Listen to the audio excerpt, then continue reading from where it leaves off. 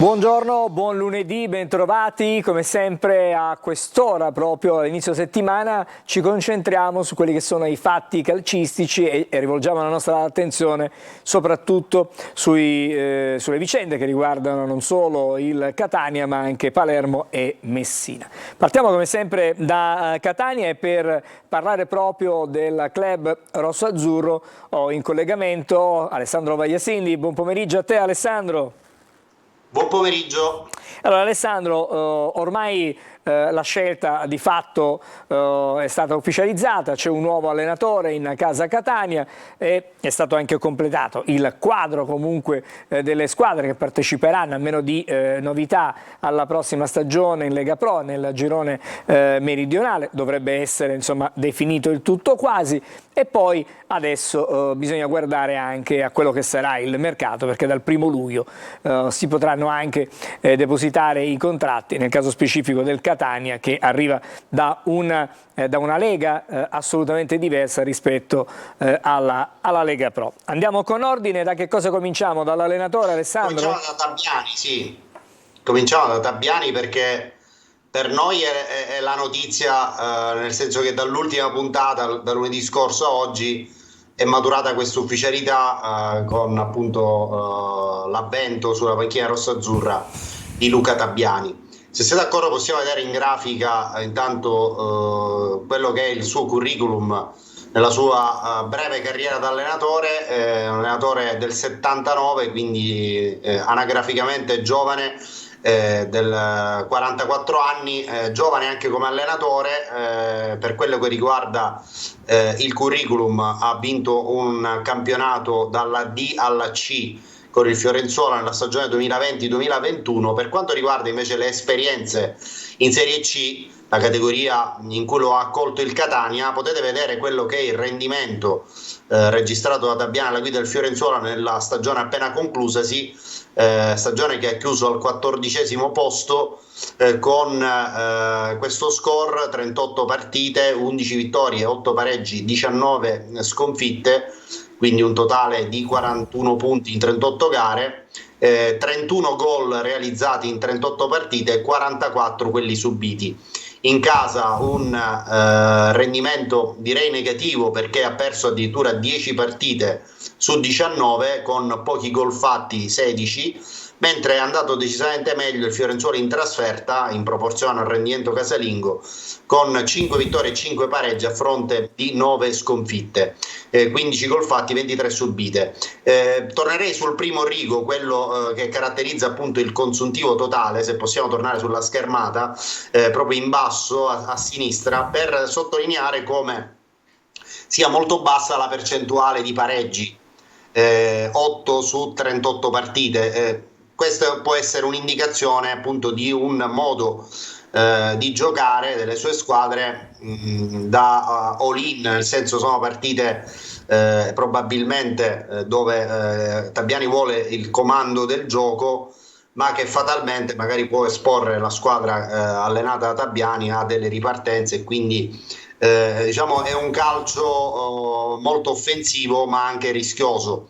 Uscendo da questa schermata, potrei fare una considerazione che poi ci apre il fronte su quella che è invece la griglia praticamente definitiva, salvo variazioni dell'ultima ora, come dicevi giustamente tu, Angelo, sulla quella che può essere, diciamo, la valutazione della piazza sulla scelta del Catania, dell'allenatore. Perché? Perché in questi anni di Serie C, quelli diciamo sotto l'egida Catania 46, che va dalla stagione 2015-2016 alla stagione 2021-2022, possiamo vedere, scorrendo i nomi di tutti gli allenatori del Catania in Serie C in questo lasso di tempo, come soltanto in 3 circostanze il Catania ha avuto in panchina allenatori che avevano già vinto il campionato di Serie C prima di guidare il Catania in Serie C, e parliamo di Moriero nella stagione 2015-2016, anche se fu un subentro a stagione in corsa a Pancaro. Moriero che aveva vinto col Crotone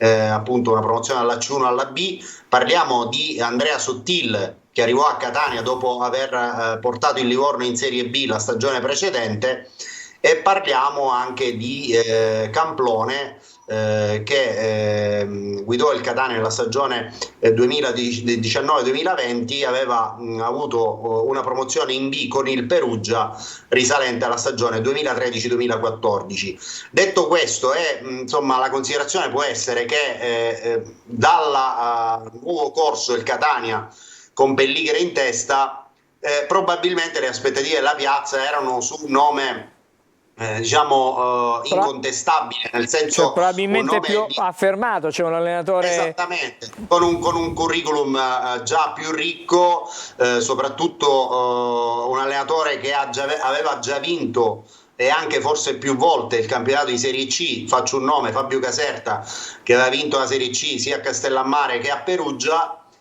Anziché un allenatore giovane. Questo è un po', diciamo, l'elemento di riflessione che possiamo fare, ma chiaramente poi la dirigenza, scegliendo Tabiani, magari fra 3 mesi ci dirà che Tabiani era il miglior allenatore sul mercato e che quindi la scelta che ha fatto la dirigenza sarà stata felice, ce lo auguriamo di cuore. Però indubbiamente, rispetto a quelle che potevano essere le aspettative, ripeto, gruppo Pelligra, programmi più che ambiziosi, ritrovarsi oggi ad avere in panchina Luca Tabiani onestamente non era la scelta che immaginavamo tutti, operatori Alessandro, lo faccio, non Sì. voglio fare l'avvocato di nessuno, magari... Attenzione, questa non è una bocciatura di Tabiani, me ne guarderei bene. No, però Assolutamente no. un Ma parallelismo si potrebbe fare tra sì, giovane allenatore Tabiani e giovane società Catania, quindi una crescita diciamo di pari comune... passo, Esattamente, senz'altro. esattamente. Però purtroppo sappiamo sulla nostra pelle cosa significa il campionato di Serie C nel girone meridionale e che cosa sia necessario per vincerlo. Ricordiamo l'anno scorso il Crotone con 80 punti non è andato in Serie B e aveva una rosa importantissima, insomma forse allo stesso livello del Catanzaro o addirittura superiore, ma 80 punti non sono stati sufficienti per andare in Serie B. Se andiamo alla griglia della prossima Serie C, possiamo fare anche un ragionamento estendendolo alle altre potenziali squadre Concorrenti, che, insomma, diciamo, no? esatto, che possono ambire alla promozione in Serie C, in Serie B, per appunto distinguere 2 gruppi di squadre, Angelo. Allora, il Catania, il Benevento e il Crotone avranno 3 allenatori giovani, 3 allenatori senza curriculum prestigioso. Allora, il Catania, abbiamo detto Tabiani, il Benevento ha scelto Andreoletti, che ha fatto molto bene nella Pro Sesto, e il Crotone sta per annunciare Michele Pazienza, che è reduce da un'ottima stagione a Cerignola, ma anche lui in fatto di curriculum non è stellato.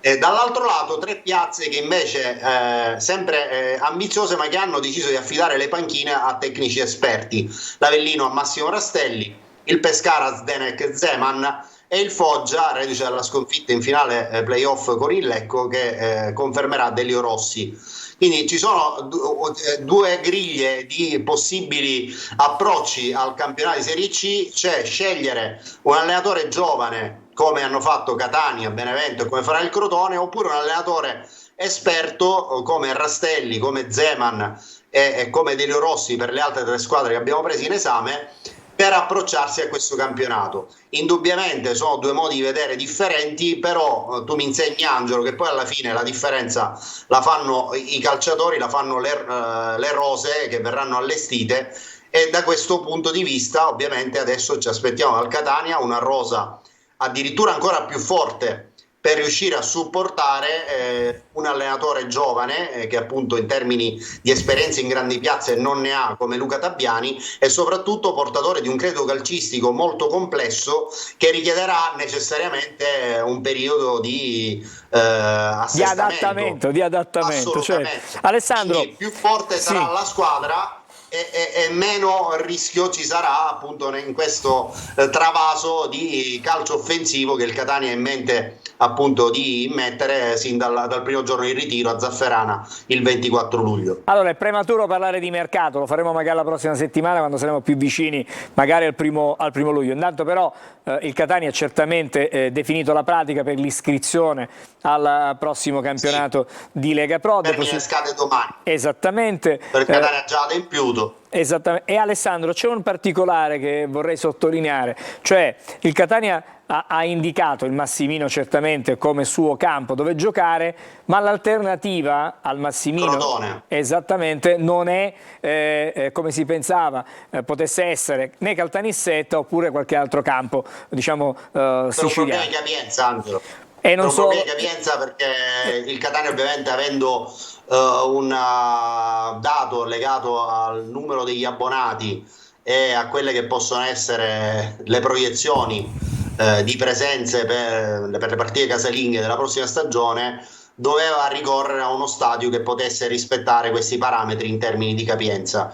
E allora, escluso Pian del Lago, l'unico stadio, diciamo, vicino ma di fatto lontano, è il risultato Lecce Uscita di Crotone. Allora, noi ci auguriamo ovviamente che il Catania possa cominciare regolarmente la stagione al Massimino e che i lavori si possano concludere, tralasciando forse anche la Coppa Italia, però con l'inizio del campionato si possa giocare nuovamente al Massimino. Nelle prossime settimane cercheremo di capire e fare il punto anche sullo stato di avanzamento dei lavori che proseguono comunque in maniera piuttosto celere. Alessandro, se non ci sono altri aggiornamenti... Al momento direi che insomma la chiacchierata la possiamo concludere qui.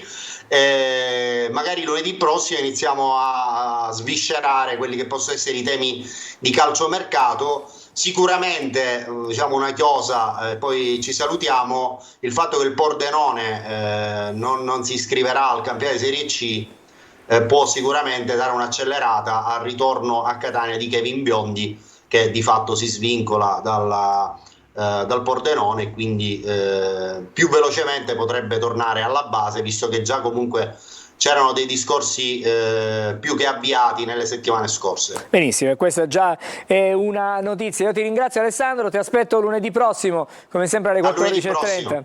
Grazie, buon pomeriggio a te. Vedo già collegato Sergio Colosi, ho intravisto Marco Gullà, ci arriviamo da voi. Ecco, vedo intanto Marco Gullà, vedo Sergio Colosi. Buon pomeriggio, restate lì, facciamo una breve sosta e dopo parliamo di Palermo e di Messina. A fra poco.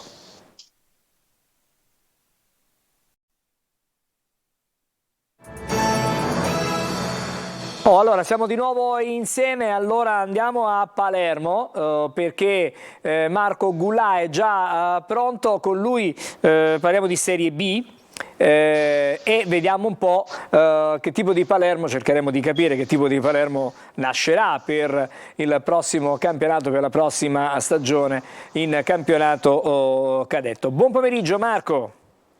Buon pomeriggio Angelo, buon pomeriggio, c'è un sole un po' accecante però... insomma non comprometterà le notizie che daremo sul Palermo. A proposito di notizie che daremo sul Palermo, abbiamo preparato una sorta di schermata, no? Con quelli che sono i desideri che potrebbero essere i desideri del Palermo. Alcuni si stanno già concretizzando, altri invece potrebbero essere delle realtà o potrebbero essere dei specchietti per le allodole. Vogliamo commentare questa grafica, Marco?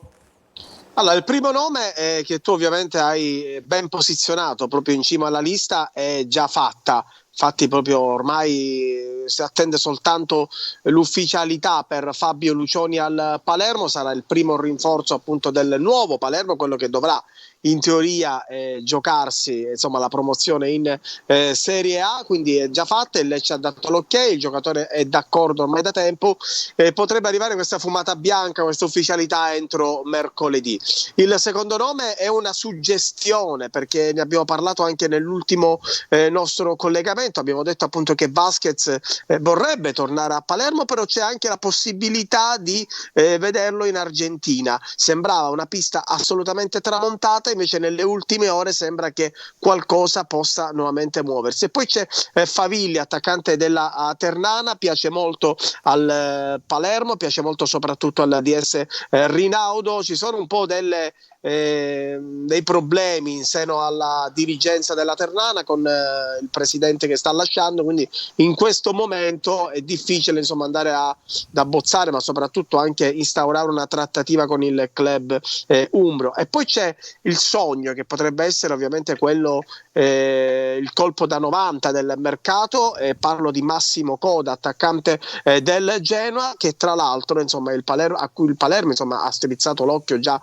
diverse settimane fa. Il Genoa deve ovviamente fare delle valutazioni, se puntare su Coda anche per la prossima stagione. Il Palermo però vorrebbe ingaggiarlo per avere insomma una spalla, un'alternativa, un supporto a Brunori come appunto seconda punta, quindi Brunori e Coda sicuramente farebbero un'accoppiata abbastanza importante per cercare insomma di fare più punti in classifica e magari sperare di arrivare in Serie A.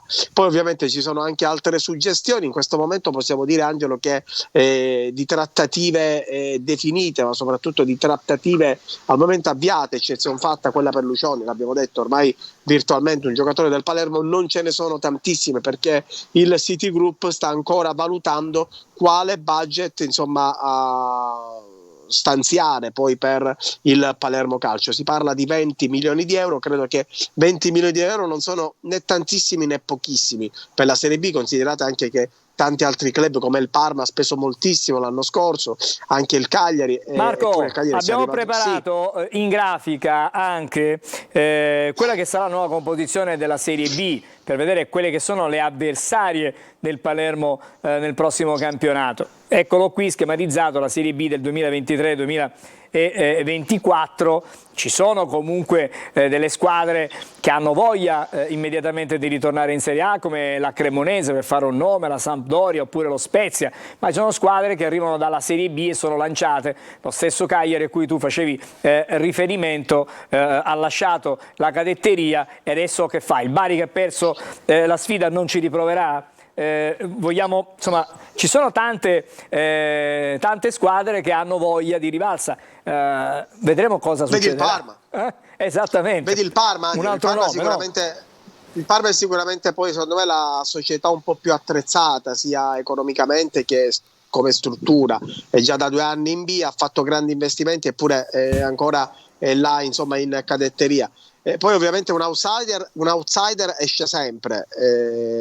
Ma ce ne sono squadra, tante, insomma, potrebbe essere la Ternana un outsider, per dire, ma lo stesso Palermo potrebbe rappresentare una novità, e poi chissà. Attenzione anche alla Sampdoria, che sembrava insomma poter ripartire dalla D, ma con la nuova dirigenza e soprattutto con il paracadute che arriverà dalla Serie A avrà sicuramente delle cifre importanti da investire. Quindi io credo che se veramente il City Group, viste le potenzialità che ha, vuole fissare come obiettivo la Serie A, insomma problemi in teoria non ce ne dovrebbero essere. Questa cifra dei 20 milioni mi lascia un po' perplesso, perché se vuoi andare in Serie A, in Serie B sappiamo benissimo che devi probabilmente insomma sborsare qualcosina in più. Poi è ovvio, Angelo, che in Serie A ci si può andare anche con 5 milioni di euro se azzecchi la stagione giusta, però se insomma il City Group vuole insomma presentarsi in maniera assolutamente importante con i tifosi,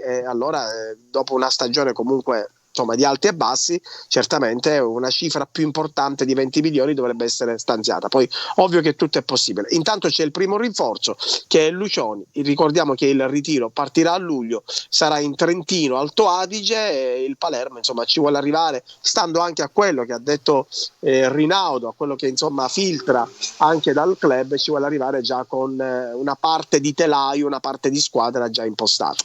Marco, ti ringrazio, come sempre è stato preciso e puntuale, e noi ci ritroviamo la prossima settimana. Adesso vado a Messina dove a sentire parlare di tutti questi milioni. Buonasera, buon pomeriggio a Marco e do il benvenuto a Sergio Colosi. Là si combatte per l'iscrizione alla prossima stagione, al prossimo campionato che scade, fra le altre cose, alla mezzanotte di domani. Insomma, si parla di 20 milioni che sembrano pochi, qui invece mancano i soldi forse per iscrivere la squadra al campionato.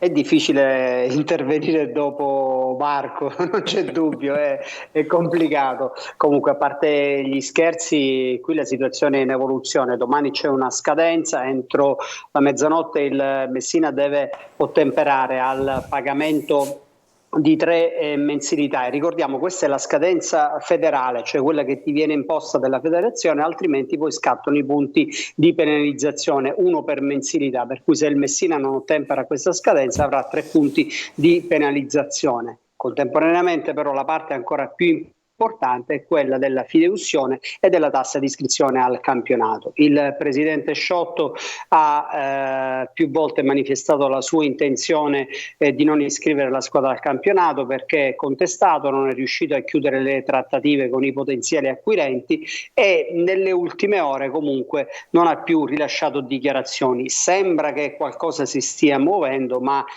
condizionale più che d'obbligo, tenuto conto di quelle che sono state le alterne vicende della società del Messina, per cui soltanto Sergio, quando tu dici qualcosa si sta muovendo, ti riferisci ad una ripresa delle trattative per l'accesso? No, innanzitutto in tema di iscrizione ecco, esatto, no. Perché adesso il tema centrale è diventato l'iscrizione, dopodiché vediamo se il presidente Sciotto la farà oppure porterà avanti quella che era la sua linea fino a ieri di non voler iscrivere il Messina. Dopodiché se dovesse iscrivere il Messina, come alla fine un po' tutti pensiamo che debba accadere, ricominceranno di nuovo le trattative, ma il concetto rimane sempre lo stesso, perché ci sono delle trattative in essere, soprattutto quella con Fabrizio Mannino, ma le condizioni le deve dettare il presidente Sciotto e fino a questo momento ha dimostrato di non volersi assolutamente privare del Messina. E in quest'ottica potrebbe essere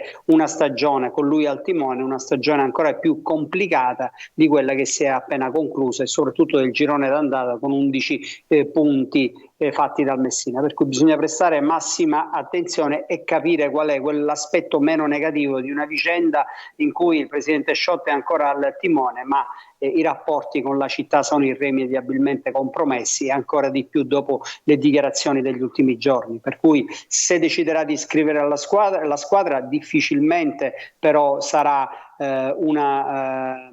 un Messina che potrà guidare lui da presidente, perché comunque in città il suo gradimento è vicino allo zero, cui sarebbe una stagione davvero complessa. Allo stesso modo però far fallire il Messina, come lui stesso ha detto, non avrebbe alcun senso, perché poi chiede ai potenziali acquirenti la buona uscita, ma anche per lui sotto un profilo economico è necessario e indispensabile intanto iscrivere la squadra e poi provvedere e vedere il da farsi. Certo Sergio, è complicato poter sciogliere questa matassa, io dico comunque rappresenterebbe una sconfitta sportiva la mancata iscrizione della squadra al prossimo campionato di Lega Pro, dopo quanto fatto, dopo il miracolo compiuto dal gruppo guidato da Ezio Raciti. Comunque nel giorno di ritorno è stato fatto veramente qualcosa di inimmaginabile rispetto a quello che era successo poi nella prima parte di stagione. L'augurio è che comunque il presidente Sciotto rifletta e che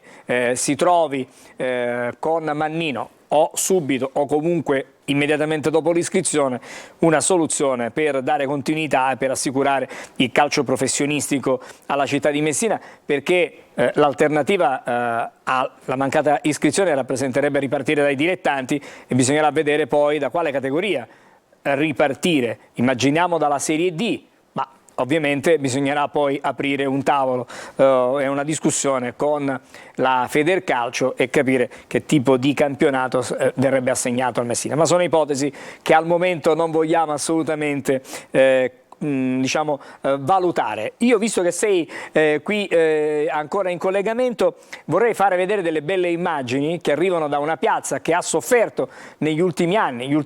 Diciamo, gli anni sono stati difficili e complicati. La piazza di Siracusa, che ieri è ritornata battendo poi l'Enna per 3-1 in Serie D, tra i dilettanti, però i dilettanti, diciamo, che stanno un gradino sotto ai professionisti. Una festa, dicevamo, per la città, per i tifosi, e ci si augura che sia di buon auspicio, perché a parte la parentesi, diciamo, Messina, che ancora combatte con delle difficoltà societarie, diciamo che il calcio in Sicilia in qualche modo si sta riorganizzando. Sergio, siamo lontani ancora dalle 3 squadre in Serie A, però ci sono timidi segnali di risveglio, importanti segnali di risveglio, perché a Palermo è arrivato il City Group, a Catania c'è il Pelligra Group, a Siracusa tanta buona volontà, si torna in Serie D, e magari l'arrivo di Mannino, ce l'auguriamo, in riva allo Stretto, potrebbe in qualche modo cambiare